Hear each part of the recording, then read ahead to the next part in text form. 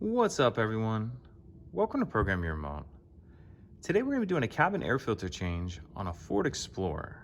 This is a 2014 model here, but it will be the same on several different years. So the cabin air filter is going to be located behind the glove box. And the first thing we need to do is unhook two retaining clips that are holding the glove box on. Those are going to be located up underneath about right here and about right here. So let me show you what those look like and how to get them off. So if we come up under here, these clips we're talking about are going to be this white plastic piece right here. And on both sides, you'll want to push those towards the center of the glove box. So we'll slide it over here like that. The other one's a little difficult to see. I've already unhooked it, but it's up under this side, and this side you'll again push in towards the center. So once you have those two slid over, what we want to do is go ahead and open the glove box. So if we take a look at the right-hand side of the glove box, we're going to see this dampening cord here that's on this clip. And what we need to do with that is we need to pull this straight down, and then it'll come out. You can kind of see from this side it needs to come out and then go through that bigger hole. And I like to kind of get from both sides like this, push down, and then once you get it out like that, you can let it go and it'll just retract up into there. That's fine.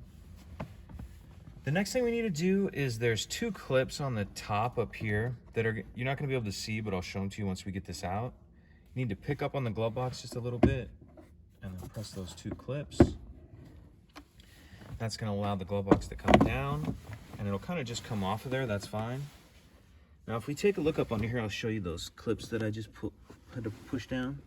You can see one here. So what you need to do is push these up like that, and then it'll allow the glove box to come down. And the other one is right here, same thing. It catches like this, and then once you push it up, it allows the glove box to clear it. Okay, so once we have that off there, let's go ahead and take a closer look in here. All right, so we're looking where we just removed our glove box. And this item right here is gonna be the access door to the cabin filter. And there's these two tabs on the bottom on either side that we'll just wanna flip up. Once you flip them off, that'll come off there like that. And now we can actually see our cabin filter right here.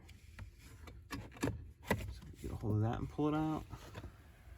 As you can see, that one's quite dirty. We're going to grab our new one and make sure you pay attention to the airflow arrow. You want that airflow arrow pointing down. So we have our airflow arrow pointing down. We're going to slide our new filter in.